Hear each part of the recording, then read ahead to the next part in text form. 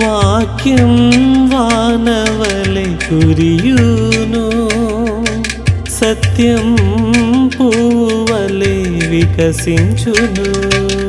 సత్యం సత్యమే, సత్యం సత్యమే, సత్యం సత్యమే, సత్యం సత్యమే.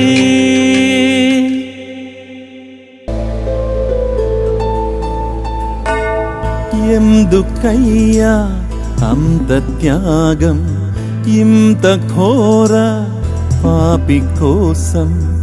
ఎందుకయ్యా అంత త్యాగం, ఇంత ఘోర పాపి కోసం? కల్వరీలో సిలువ పైన శ్రమలనోర్చి రక్తమోడ్చి ప్రాణమిచ్చిదివా, ప్రాణమిచ్చిదివా యేసయ్యా.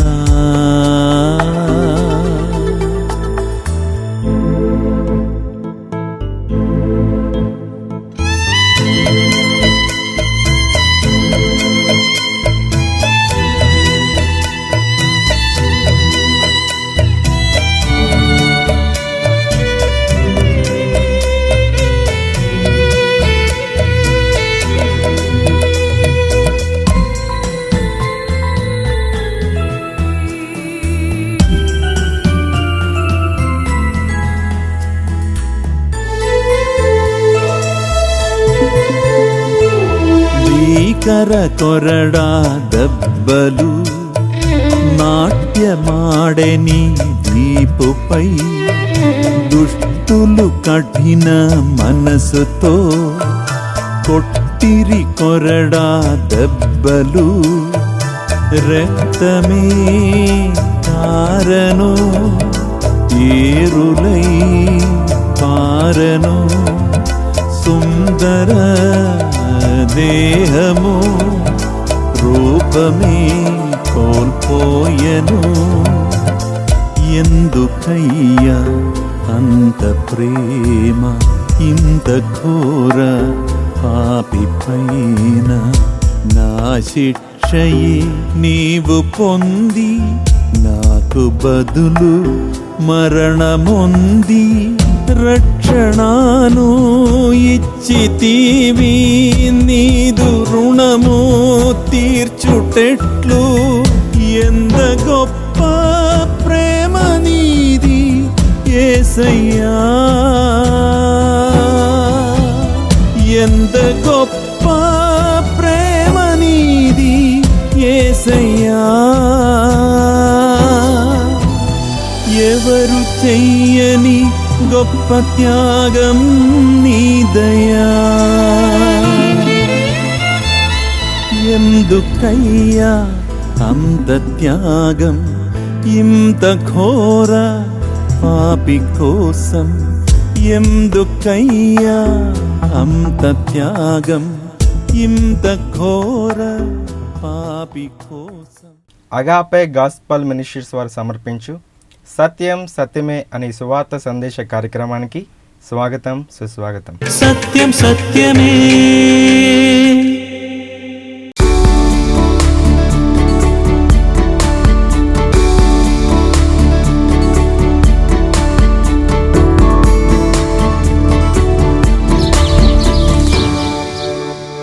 ప్రభు పేరిట వందనాలు తెలియజేస్తున్నాం. అందరూ బాగున్నారు కదా? ఈ సమయంలో మనం వాక్య భాగాన్ని మనం విందాం. మనం ప్రస్తుతం ఉన్నటువంటి పరిస్థితుల్లో గమనిస్తున్నట్లయితే ఎన్నో విపత్కరమైన పరిస్థితులు, కఠిన సమయాలు. ఈ సమస్యని నేను ఎలా ఎదుర్కోవాలి, లేకపోతే ఈ సమస్యల గుండా ఎలా వెళ్ళాలి అనేటువంటి ఒక సందేహాలతోటి, ఇబ్బందులతోటి, ఎవరికి చెప్పుకోలేక ఏమి చేయలేనటువంటి నిస్సహాయ స్థితిలో చాలామంది ఉంటున్నారు. ముఖ్యంగా క్రైస్తవులు కూడా అనేక రకమైనటువంటి ఆ విపత్కర పరిస్థితుల గుండా వాళ్ళు వెళుతూ ఉన్నారు. ఈ సమస్యని నేను ఎలా అధిగమించాలో అర్థం కాక వాళ్ళు సతమతమవుతున్నటువంటి సందర్భాలు కూడా మనం చూస్తూ ఉన్నాం. అయితే ప్రతి వాని జీవితంలో కూడా ఇలాంటి పరిస్థితులు వస్తున్నప్పుడు, ప్రతి వాళ్ళు కూడా ఇలాంటి పరిస్థితుల గుండా ప్రయాణం చేస్తున్నప్పుడు, మరి మనకి ఎలాంటి ఒక మాదిరి లేదా, వీటిని ఎదుర్కోవడానికి మనకి ఎవరైనా ముందుగా ఏదైనా మార్గాన్ని చూపించారా, లేకపోతే నేను ఎలాగ వీటిని జయించాలి, ఎలాగ వీటి శోధనలు ఎదుర్కోవాలి, ఎలాగా ఈ నా ముందున్నటువంటి సవాళ్ళను నేను అధిగమించాలి అని ఒక ప్రశ్నతో గనక ఉండుంటే ఈ సమయంలో ఈ విషయాన్నే మీతో తెలియపరచాలని, దాని కొరకు మనకందరికన్నా మరి మంచి మాదిరి బైబిల్‌లో ఎవరైనా ఉన్నారంటే అది సాక్షాత్తు మన ప్రభువైన యేసుక్రీస్తు వారే. యేసుక్రీస్తు ప్రభువారు దేవుడై ఉండి, ఆయన మానవుడిగా ఈ భూమి మీదకి దిగి వచ్చిన సందర్భాలు మనం చూసాం. ఆయన దైవ మానవుడిగా ఈ లోకంలో జీవించి, ఆయన మనకు ఒక మాదిరిని విడిచిపెట్టెళ్ళాడు.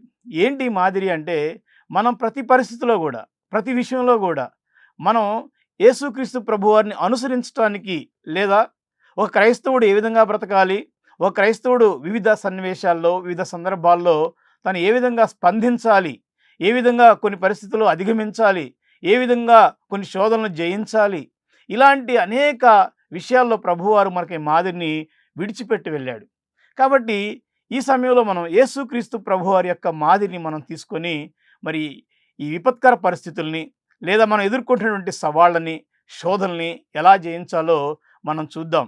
అందుకుగాను మత్తయి సువార్త 26వ అధ్యాయంలో గెత్సెమనీ తోటలో ప్రభువారు చేసినటువంటి ప్రార్థన ద్వారా కొన్ని ఆధ్యాత్మికమైనటువంటి విషయాలు, ఆధ్యాత్మిక సత్యాలు మనం తెలుసుకొని, మనం కూడా విశ్వాసులు మరింతగా బలాన్ని పొందుకొని మన ముందు ఉన్నటువంటి సవాళ్ళను ఎదుర్కోవడానికి మనం ప్రయత్నం చేద్దాం. రండి, మత్తయి సువార్త 26వ అధ్యాయము 36వ వచనం నుంచి మనం కొన్ని వాక్య భాగాలను చూస్తే, అంతటా యేసు వారితో కూడా గెత్సెమనీ అనబడిన చోటికి వచ్చి, నేను అక్కడికి వెళ్ళి ప్రార్థన చేసి వచ్చే వరకు మీరు ఇక్కడ కూర్చుండని శిష్యులతో చెప్పి, పేతురును జెబెదయి 2 కుమారులను వెంటబెట్టుకుని పోయి దుఃఖపడుటకును చింతాక్రాంతుడగుటకును మొదలుపెట్టెను.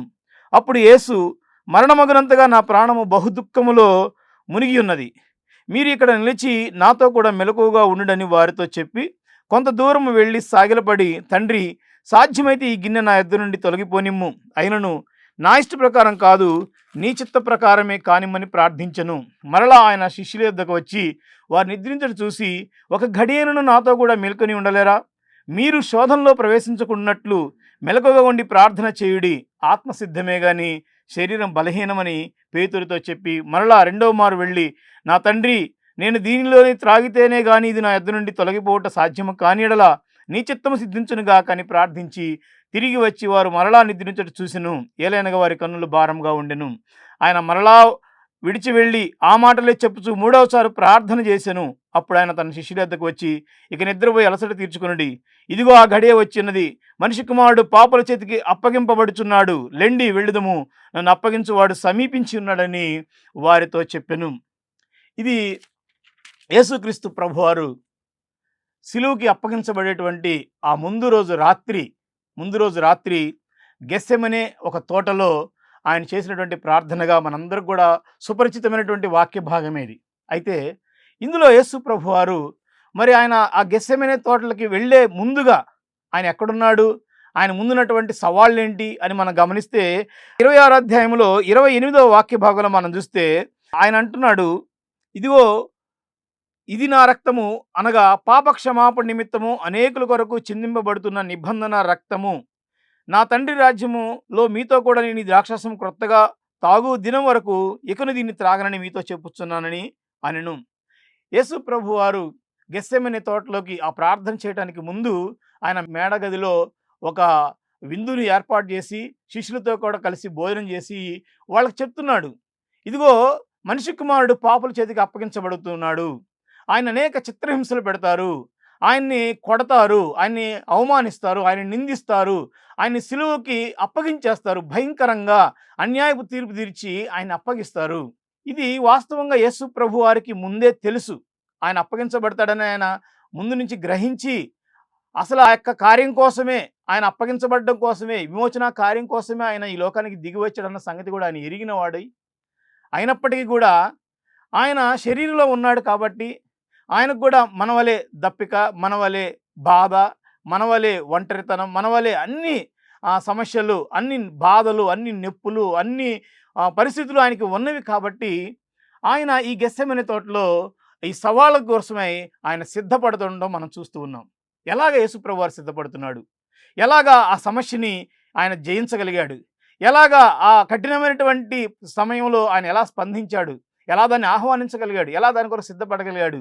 మనం కొన్ని విషయాలు మనం ఇక్కడ గమనించినట్లయితే ఆయన చేసినటువంటి పని, మొట్టమొదటి పని ఏంటంటే ఆయన మోకాళ్ళ అనుభవంలోనికి వచ్చాడు. దాన్ని ప్రార్థన అంటాం. లేదా దాన్ని ఇంకొక భాషలో, పరిభాషలో మనం మాట్లాడాలంటే ఆయన తగ్గింపుగా, లేకపోతే తను తాను తగ్గించుకున్నట్లుగా, హంబుల్నెస్గా ఆయన దేవుని యొక్క సన్నిధిలోకి వచ్చినట్లుగా మనం చూస్తూ ఉంటాం.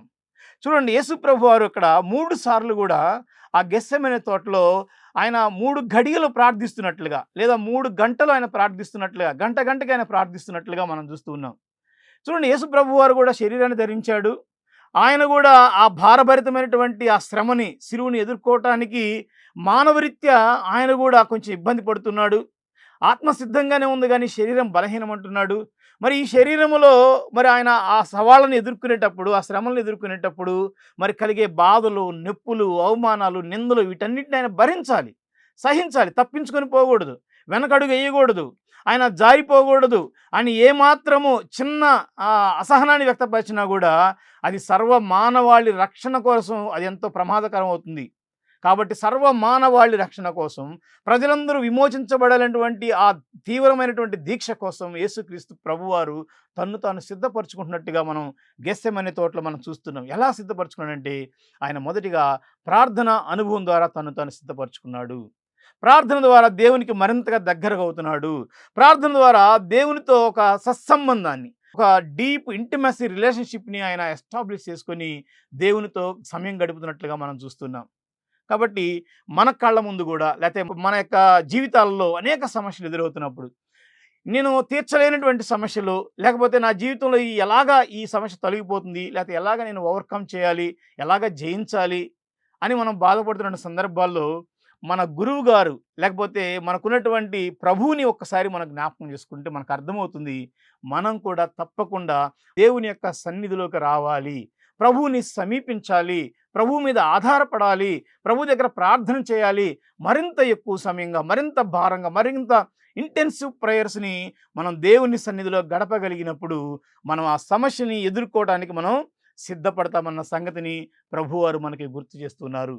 కాబట్టి ప్రియ సహోదరుడా, ప్రియ సహోదరి, ఈ యొక్క కార్యక్రమాన్ని వీక్షిస్తున్న నీవు ఎలాంటి సమస్యలు గుండా వెళుతున్నావో, ఎలాంటి పరిస్థితులు గుండా వెళుతున్నావో, లేకపోతే నీ ముందు ఎలాంటి సమస్యలు ఉన్నాయో, నీ వల్ల కానిటువంటి సమస్యలు, పిల్లల గురించిన సమస్య కావచ్చు, లేకపోతే అది ఉద్యోగం ఎదురేటువంటి సమస్యలు కావచ్చు, ఆర్థిక భారాలు కావచ్చు, లేకపోతే నీ పిల్లలు ఇంకా రక్షణ పొందలేదనేటువంటి భయంకరమైనటువంటి సమస్యలు కావచ్చు, నీ పిల్లలు పాడైపోతున్నారని, వాళ్ళు లోకంలో తిరుగుతున్నారని, లేదా ఇంకా చెప్పుకోలేనటువంటి సమస్యలు, కుటుంబ సమస్యలు ఇంకా ఏమైనా ఉన్నా కూడా నువ్వు ఎలా సిద్ధపడాలి?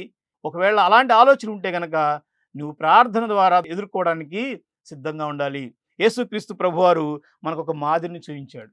ప్రార్థనలో ఏం జరుగుతుందంటే అక్కడ భారాలు ఎక్స్చేంజ్ అయ్యేటువంటి ఒక ఉన్నతమైన ప్లేస్ ఏదైనా ఉందంటే అది ప్రార్థన. ప్రార్థనలో మన యొక్క భారాలు ప్రభు తీసుకుంటున్నాడు. ప్రభు యొక్క నెమ్మదిని, ప్రభు యొక్క విశ్రాంతిని, ప్రభు యొక్క సమాధానాన్ని మనకి అనుగ్రహిస్తున్నాడు. అదే ప్రార్థించేటువంటి ఒక స్థలం. యేసు ప్రభువారు ఆహ్వానిస్తున్నాడు, ప్రయాసపడి భారం మోస్తున్న సమస్త జనులారా నా యొద్దకు రండి, నేను మీకు విశ్రాంతిని కలగజేస్తాను.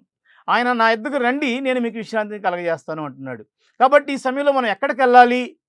కలవరపడి నేను కొండ చుట్టూ తిరిగదనా, నాకు సహాయం ఎక్కడి నుంచి వస్తుందంటే అది తప్పకుండా ప్రభు యొక్క సన్నిధి మాత్రమే, ప్రార్థన మాత్రమే. మనకి భక్తుల జీవితాలు చూస్తే ఎంతోమంది, యాకోబు కానీ, హన్నా కానీ, ఇంకా అనేక మంది భక్తులు వాళ్ళకున్నటువంటి క్లిష్ట సమయాల్లో ఏం చేయాలో అర్థం కాని పరిస్థితిలో వాళ్ళు ప్రభు సన్నిధిలో ప్రార్థన చేయటాన్ని మనం చూస్తున్నాం. ఇక్కడ గెత్సెమనే తోటలో కూడా ప్రభువారు ఆయన మోకాళ్ళ అనుభవం ద్వారా, ఆయన ప్రార్థనా జీవితం ద్వారా ఆ సమస్యని, ఆయన ఎదురుగా ఉన్నటువంటి శిలువ సమస్యని ఎదుర్కోవడానికి ఆయన సిద్ధపడ్డాడు. కాబట్టి ఈ సమయంలో నువ్వు అటు ఇటు వెళ్ళక, అక్కడికిక్కడికని ఆలోచించక, మొట్టమొదటిగా నువ్వు చేయాల్సిన పని ఏంటంటే the first chance it should be the prayer. ప్రార్థన అయి ఉండాలి నీ మొట్టమొదటి ప్రయారిటీ. మొట్టగా ఆలోచించాల్సింది ఏంటంటే దేవుని సన్నిధి, ప్రార్థన. తర్వాత ఇంకొక విషయాన్ని మనం గమనిస్తే యేసు ప్రభు వారు ప్రార్థనలోనే ఒక చక్కటి మాట అంటున్నాడు. ఏమంటున్నాడంటే, ప్రభువా అయినను నా ఇష్ట ప్రకారం కాదు, నీ చిత్తమే సిద్ధించునుగాక, నీ చిత్త ప్రకారమే కానిమ్మని ప్రార్థించును. కాబట్టి మనం సమస్యలను ఎదుర్కోవాలి, పరిస్థితులు మనం జయించాలి, దాని కొరకు సిద్ధపడాలంటే మనం చేసిన రెండవ పని ఏంటో తెలుసా? మనము మన చిత్తాన్ని ప్రభువుకి అప్పగించాలి. Submission our will to the God's will. దేవుని చిత్తానికి మన చిత్తాన్ని అప్పగించాలి. మనం చాలాసార్లు సమస్యలు మనమే కొని తెచ్చుకుంటాం. లేదా మనకు తెలియకుండా కొన్ని సమస్యలొస్తాయి. మన ప్రమేయం లేకుండా మన సమస్యలొస్తాయి. ఏది ఏమైనప్పటికీ గూడా దేవుని చిత్తానికి మన చిత్తాన్ని అప్పగించినప్పుడు జరిగే గొప్ప గొప్ప కార్యాలు, లేకపోతే అప్పుడు మనం ఆ సమస్యను ఎదుర్కోవడానికి ప్రభు ఏ విధంగా సిద్ధపడ్డాడో, ఆ విధంగా మనం సిద్ధపడగలిగినట్లయితే ఆ సమస్యని ఈజీగా మనం ఎదుర్కోగలుగుతాము. చూడండి, ఎబ్రీ పత్రిక 10వ అధ్యాయం 7వ వచనంలో మనం చూస్తే యేసు ప్రభువారు అంటారు, దేవా నీవు నాకొక శరీరాన్ని అమర్చావు. అయినను దేవా నీ చిత్తము నెరవేర్చుట నాకు ఇష్టమైనది. నీ చిత్తము నెరవేర్చుట నాకు ఇష్టమైనది. ప్రభువారు తనకి ఒక శరీరాన్ని ధరించుకున్నప్పుడు, హ్యుమానిటీగా మానవత్వాన్ని ధరించుకున్నప్పుడు, తన శరీరాన్ని ధరించుకున్నప్పుడు, ఆ శరీరాన్ని ఏమని చెప్తున్నాడంటే, దేవా నీవు నాకు శరీరాన్ని అమర్చావు. అయితే ఈ శరీరము దేని కొరకు అంటే నీ చిత్తము నెరవేర్చుటకు. అంటే యేసు ప్రభువారు వచ్చిందే ఆయన చిత్తం నెరవేర్చడానికి. ఆయన చిత్తమే పాపుల రక్షణ, విమోచన కార్యం, శిలువ కార్యం. అందుకనే ఆయన శరీరంలో ఉన్నప్పుడు ఆయన కొన్ని మనవలే ఆయన కూడా శోధించబడుతూ ఉన్నాడు. మనవలే ఆయనకు కూడా బాధ ఉంది. మనవలే ఆయనకు కూడా నొప్పి ఉంది, ఒంటరితనం ఉంది, అన్నీ ఉన్నాయి. కానీ ఆయన వాటన్నిటి మధ్యలో ఇవన్నీ నా శరీరానికి కూడా వస్తాయి, నా మనసుకు కూడా బాధ కలుగుతుంది, గాయం కలుగుతుంది. కానీ ఇక్కడ జరగాల్సింది నా చిత్తం కాదు ప్రభువా, నీ చిత్తము. కాబట్టి మనం ఎప్పుడైతే దేవుని చిత్తము మన చిత్తం అనుకుంటామో, లేదంటే మన చిత్తాన్ని దేవుని చిత్తానికి అప్పగిస్తామో, డెఫినెట్గా మనకి సమస్యలన్నిటిలో వాటిని ఎదుర్కొనేటువంటి ధైర్యం, వాటిని ఎదుర్కొనే కృప మనకు దొరుకుతుంది. మన చిత్తంలో ఏముంది ఒకసారి ఆలోచిస్తే, మన చిత్తంలో ప్లెజర్ ఉంది. అంటే మన చిత్తం అంతా కూడా సుఖం వెంట, లేకపోతే కంఫర్ట్స్ లైఫ్ వెంట, సంతోషాల వెంట, ఆరోగ్యాల వెంట, లేకపోతే ఐశ్వర్యాల వెంట, లేకపోతే మంచి మంచి జాబుల వెంట, లేకపోతే మంచి మంచి పేరు ప్రఖ్యాతులు కావాలని, అన్నీ ఎటు చూసినా కూడా మనకి కంఫర్ట్గా ఉండాలి. ఎటు చూసినా కూడా సుఖంగా, సౌఖ్యంగా, ఆనందంగా, సంతోషంగా ఉండాలి. మన చిత్తం అది కోరుకుంటుంది. కానీ దేవుని చిత్తంలోకి వస్తే, ఒకవేళ దేవుని చిత్తం ఏం కోరుకుంటుందంటే పరిశుద్ధతను కోరుకుంటుంది. దేవుని చిత్తము కీడును సహించాలని కోరుకుంటుంది. దేవుని చిత్తం మాదిరికరమైనటువంటి జీవితాలను కోరుకుంటుంది. దేవుని చిత్తంలో నీ జీవితము అనేకులకు ఆశీర్వాదకరంగా, దీవెనకరంగా ఉండాలని కోరుకుంటుంది. దేవుని చిత్తంలో నీవు అనేకులకు దీవెనకరంగా ఉండడం కోసం కొన్ని శ్రమలు అనుభవించాలని దేవుని చిత్తం తెలియజేస్తుంది. దేవుని చిత్తంలో అవసరమైతే కొంతమందిని విడిచిపెట్టాలి, కొన్నిటిని వదులుకోవాలి, కొన్ని గౌరవాలని పక్కన పెట్టేయాలి, కొన్నిసార్లు తగ్గించుకోవాలి, కొన్నిసార్లు క్షమించాలి, కొన్నిసార్లు సహించాలి. అది దేవుని చిత్తం. అందుకని యేసు ప్రభు వారు వచ్చి, ఆత్మ సిద్ధంగానే ఉంది, శరీరం బలహీనమని అంటూనే ప్రభు అంటున్నాడు, ఈ బలహీనమైన శరీరాన్ని సిద్ధపరచు ప్రభువా, నీ చిత్తమే జరగాలి నా శరీరంలో, నా దేహములో. కాబట్టి ప్రభువు వాక్యంలో కూడా మనం చాలాసార్లు చూస్తే ప్రభువారు మాట్లాడుతున్నాడు, జారత్వకు దూరంగా ఉండండి, పరిశుద్ధులగుటే దేవుని చిత్తము. ఈ శరీరం ద్వారా ఆయన నామం మహింపరచబడ్డమే దేవుని చిత్తము. మన జీవితాలు దేవుని కొరకు నిలబడటమే దేవుని చిత్తము. కాబట్టి ఒక్కసారి ఆలోచించండి, మనం దేవుని చిత్తానికి మన జీవితాన్ని అప్పగిస్తున్నామా లేదా? నిజంగా మనం జీవితాన్ని కనుక దేవుని చిత్తానికి అప్పగిస్తే, మనం ఎదుర్కొనే పరిస్థితులు ఈజీగా వాటిని ఓవర్కమ్ చేయొచ్చు, లేదా ఆ పరిస్థితులకి మనం సిద్ధపడి ధైర్యంగా ఎదుర్కొనేటువంటి ఆ కృపని మనం పొందుకుంటాము. కాబట్టి మన చిత్తాన్ని దేవునికి అప్పగిస్తున్నామా లేదా అనేది మనం ఒకసారి ప్రశ్నించుకోవాలి. తర్వాత మనం మూడోదిగా మనం ఒకసారి చూస్తే, అక్కడ ఏం జరిగింది గెత్సెమనే తోటలో అంటే, అక్కడ కృపని పొందుకున్నటువంటి అనుభవాన్ని మనం చూస్తున్నాం. యేసు ప్రభువారు ప్రార్థించాడు, ఆయన చిత్తాన్ని దేవుని యొక్క చిత్తానికి అప్పగించాడు. తద్వారా ఏం జరిగిందంటే, ఆయన ఒక ఉన్నతమైనటువంటి కృపని పొందుకున్నాడు. ఏంటి ఆ కృప అంటే, ఇప్పుడు మనం వాక్య భాగంలో చూసాము, 3 సార్లు ప్రార్థించాడు, తన చిత్తాన్ని దేవుని చిత్తానికి అప్పగించాడు. తర్వాత అంటున్నాడు 45వ వచనంలో మనం చూస్తే, అప్పుడైనా తన శిష్యుల యొద్దకు వెళ్ళి, నిద్రపోయి అలసట తీర్చుకొనుడి, ఇదిగో ఆ గడియ వచ్చి ఉన్నది, మనిషి కుమారుడు పాపుల చేతికి అప్పగింపబడుచున్నాడు, లెండి వెళ్ళుదము, ఇదిగో నన్ను అప్పగించువాడు సమీపించి ఉన్నాడు. ఇప్పుడు యేసు ప్రభువారు బలహీనమైనటువంటి ప్రార్థన చేయట్లేదు. యేసు ప్రభువారు ఏదో బాధతోటి, లేకపోతే అయ్యో నాకెందుకు ఇలా జరిగిందని కృంగిపోయినట్టుగా మనం చూడట్లేదు, లేదా యేసు ప్రభువారు పారిపోయేటువంటి ఆ పరిస్థితులు మనం చూడలేదు. యేసు ప్రభువారిని ఇప్పుడు మనం ఎలా చూస్తున్నామంటే, సమస్యకి ఎదురుగా ధైర్యంగా దాని కొరకు ఎదురెళ్ళేటువంటి వ్యక్తిగా మనం చూస్తూ ఉన్నాం. సమస్యను చూసి పారిపోవట్లేదు, కానీ సమస్యని ఆహ్వానిస్తున్నట్లుగా, ప్రతికూలతను ఆహ్వానిస్తున్నట్లుగా, ఆయన పాపుల చేతికి అప్పగించబడే ఆ తరుణం కోసం ఆయనే ఎదురు వెళ్తున్నట్లుగా మనం చూస్తాం అనమాట. అది ఎలా దొరికిందంటే, దేవుని యొక్క సన్నిధిలో ఆయన విస్తారమైన కృపను పొందుకున్నాడు. విస్తారమైనటువంటి శక్తిని పొందుకున్నాడు, ఆత్మ బలాన్ని పొందుకొని ఇప్పుడు ఆయన సమస్యకు ఎదురుగా వెళుతున్నాడు. ఆయన ఇస్కరియోతు యోధా దగ్గరికి వెళ్తున్నాడు. ఇస్కరియోతు యోధా ఎవరు? తనతో కూడా తిరిగినటువంటి వ్యక్తి, 3.5 సంవత్సరాలు ఆ పరిచర్యలతో ఆయన చేసిన అద్భుతాలని, ఆయన చేసిన ఆశ్చర్యకాలను చూసిన వ్యక్తి, ఆయన యొక్క మంచితనాన్ని చూసిన వ్యక్తి, ఆయన ద్వారా దీవించబడినటువంటి వ్యక్తి, ఎన్నో కార్యాలు చూసినటువంటి వ్యక్తి. ఇప్పుడు ఆయనతో కూడా తిరిగి ఆయన్ని ఇప్పుడు ఏం చేస్తున్నాడంటే ఆయన 30 వెండి నాణాలకి యేసుక్రీస్తుని అమ్ముతున్నాడు. ఆ విషయం ఆయనకు తెలిసింది. యేసు ప్రభువారు దాన్ని గమనిస్తూ ఉన్నాడు, దాన్ని చూస్తూ ఉన్నాడు. తను పట్టిస్తున్నటువంటి వ్యక్తి తనకి ఎదురుగా వచ్చి నిన్ను అప్పగిస్తున్నానన్న ఆ పరిస్థితిని కూడా ఆయన ఎలా ఎదుర్కొంటున్నాడంటే చిరునవ్వుతో దాన్ని ఎదుర్కొంటున్నాడు. యూదా దగ్గరకు వచ్చి యేసు ప్రభువారు అంటున్నాడు, చెలికాడా, నువ్వు చేయనది నీవు చెయ్యి. ఓ మై డియర్ ఫ్రెండ్ అంటున్నాడు. చూడండి, పేతురునేమో యేసు ప్రభువారు సాతానా నా వెనక్కి పొమ్మన్నాడు. యూదా దగ్గరకు వచ్చేలేకే చెలికాడా, మై డియర్ ఫ్రెండ్, నువ్వు చేయనది చేయి అంటున్నాడు. అంటే దాని అర్థం ఏంటి?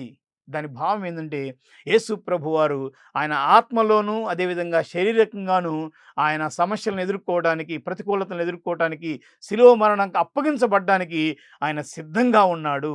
ఆ యూదాకి ముద్దు పెట్టి ఆయన నా చెలికాడా అంటూ ఆయన్ని ఆహ్వానిస్తున్నాడు. చూడండి, ఈ యొక్క గెత్సెమనే తోటలో జరిగినటువంటి అనుభవం మనకి ఏం తెలియజేస్తుందో తెలుసా? ఆ మొదటి యొక్క గార్డెన్ ఏదైతే ఈడెన్ గార్డెన్ ఉందో అక్కడ ఆదాము ఇదే శోధన ఎదుర్కోలేక పడిపోయాడు.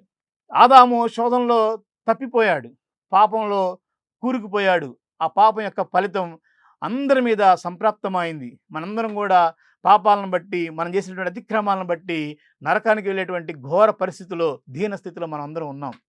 కానీ యేసు ప్రభువారు ఆ సమస్యని పరిష్కరించడానికి, పాపుల్ని రక్షించడానికి, ఆయన అనేకుల కొరకు విమోచన క్రయధనంగా చెల్లించడానికి ఆయన మానవుడిగా ఈ లోకానికి దిగివచ్చి గెత్సెమనే తోటలో ఆ విమోచన కార్యం కొరకు సిద్ధపడుతున్న విధానం, దానికి తన ఆత్మని, తన ప్రాణాన్ని ఎలాగా సిద్ధపడుతున్నాడో చూస్తున్న విధానం మనకు అర్థమవుతుంది.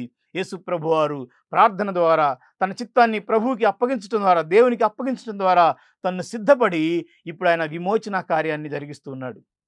ఆయన సిలువుకి ఆనందంగా వెళుతున్నాడు, సిలువుకి ఎదురెళ్తూ ఉన్నాడు. ఆయన తను కొడుతున్న వారిని క్షమించాడు. ఆయన అన్నాడు, ప్రభువా, వీరేం చేస్తున్నారు, వీరు ఎరుగరు కనుక వీరిని క్షమించు అనేటువంటి ఒక ఉన్నతమైనటువంటి ఆత్మీయ అనుభవంలోనికి ప్రభువారు వచ్చి ఉన్నారు.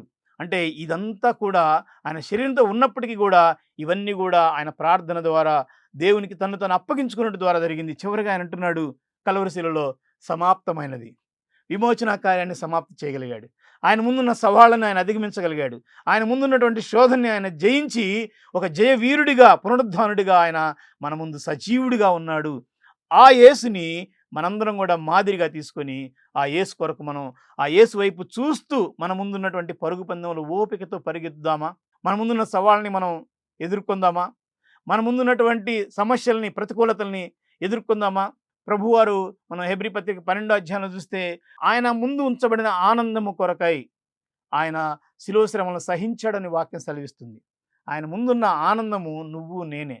నువ్వు నేను పడిపోవటం ఆయనకి ఇష్టం లేదు, చెడిపోవటం ఇష్టం లేదు, నువ్వు నేను కృంగిపోవటం ఇష్టం లేదు, నువ్వు నేను నరకానికి శిక్షకు పాత్రలవ్వటం ఇష్టం లేదు, నువ్వు నేను సమస్యల మధ్యలో నలిగిపోవాలని ప్రభువారు కోరుకోవట్లేదు.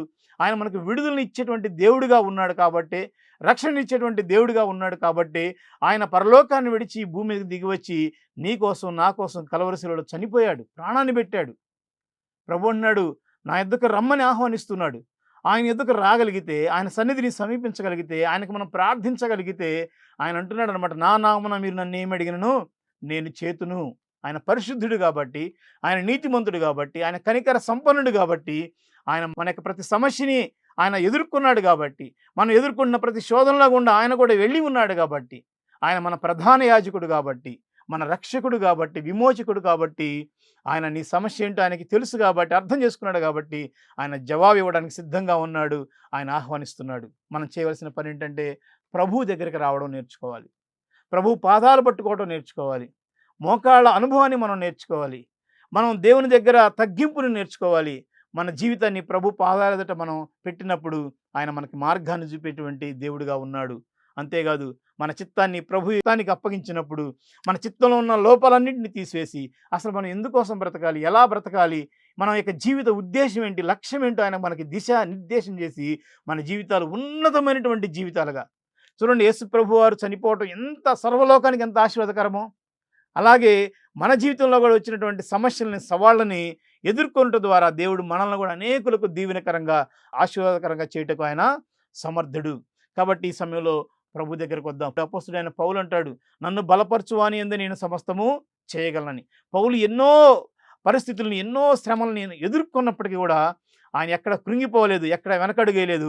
ఆయన యేసు వైపు చూస్తూ, యేసుని మాదిరిగా తీసుకొని ఆయన వెంబడిస్తూ ఆయన అంటున్నాడు అనమాట, నేను ఎప్పుడు బలహీనున్నప్పుడే బలవంతుడును. నేను ఎలాంటి పరిస్థితి వచ్చినా కూడా ప్రభువు నా ముందున్నాడు, గురి యొద్దకే నేను పరిగెత్తుతున్నా అన్నాడు. కాబట్టి మనం వారి జీవితాలని ఆదర్శంగా తీసుకొని మన ముందున్న సవాళ్ళని మనం ఎదుర్కొందామా?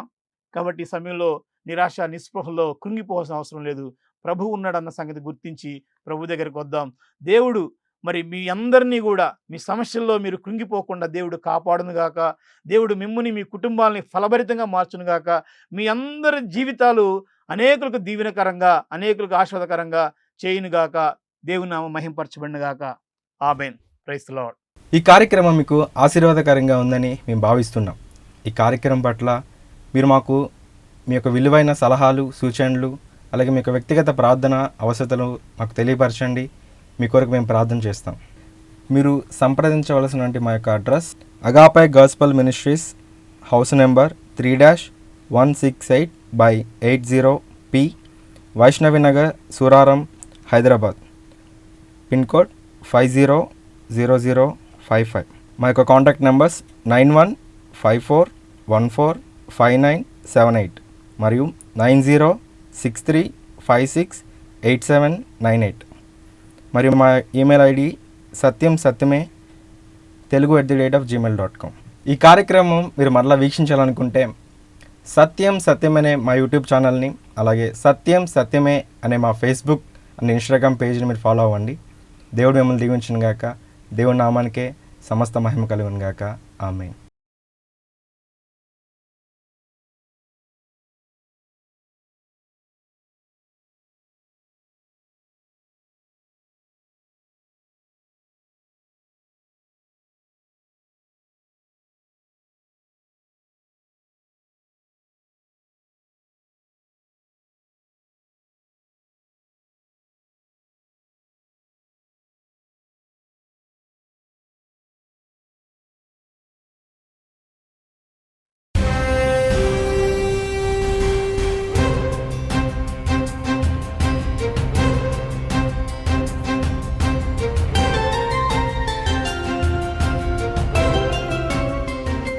వాక్యం వానవలె కురియును, సత్యం పూవలె వికసించును.